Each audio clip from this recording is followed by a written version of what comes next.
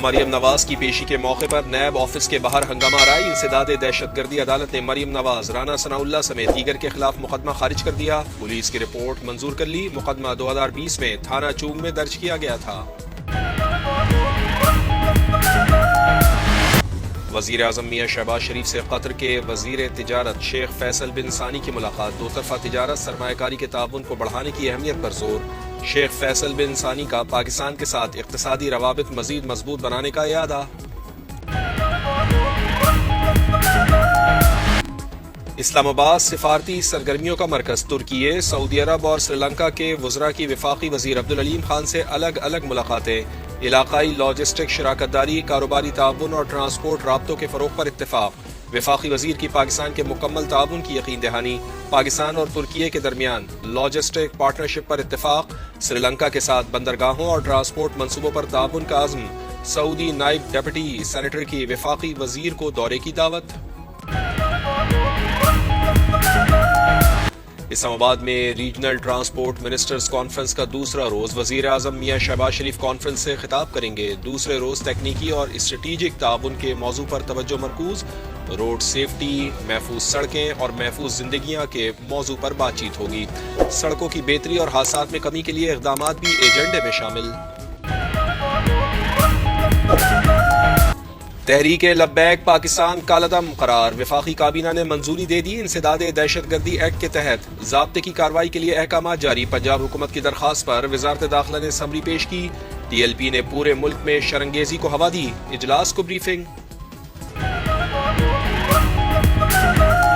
اسلام آباد high court کے justice Tariq Mahmood Jahangiri کی ڈگری منسوخی کے خلاف درخواست۔ عدالت نے فریقین سے آئندہ سماعت پر جواب طلب کر لیا۔ درخواست میں جامعہ کراچی اور وفاقی حکومت کو فریق بنایا گیا۔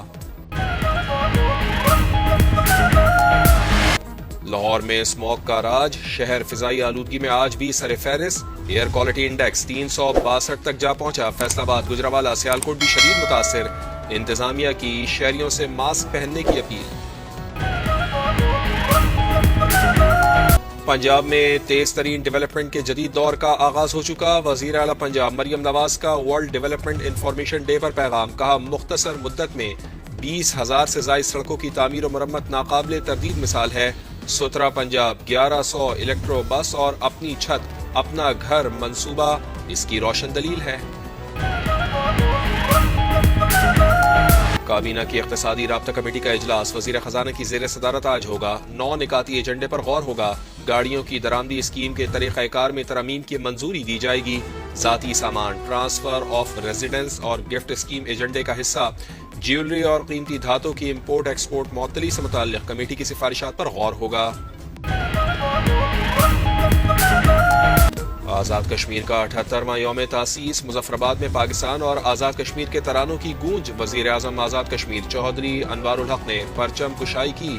تقریب سے خطاب میں کہا فوج پاکستان نے اپنی جانوں کی قربانی دے کر اس خطے کی آزادی کی حفاظت کی۔ آپریشن بنیاد مرصوص سے بھارت کی بالادستی کو خاک میں ملا دیا۔ بھارت کی انتہا پسندانہ پالیسی بین الاقوامی امن کے لیے خطرہ۔ پاکستان نے اقوام متحدہ میں بھارت کا گھناؤنا چہرہ بے نقاب کر دیا۔ پاکستانی قونصلر سائمہ سلیم نے کہا بھارتی پالیسی اقلیتوں سے نفرت پر مبنی ہے۔ اور مغربی کنارے کے انضمام سے متعلق کسی کو پریشان ہونے کی ضرورت نہیں۔ اسرائیل ایسا کچھ نہیں کرنے جا رہا۔ غزہ امن معاہدے پر اچھی طرح سے عمل ہو رہا ہے۔ امریکی صدر ڈونلڈ ٹرمپ کی میڈیا سے گفتگو۔ وینزویلا کے خلاف جلد زمینی کارروائی کا عندیہ دے دیا۔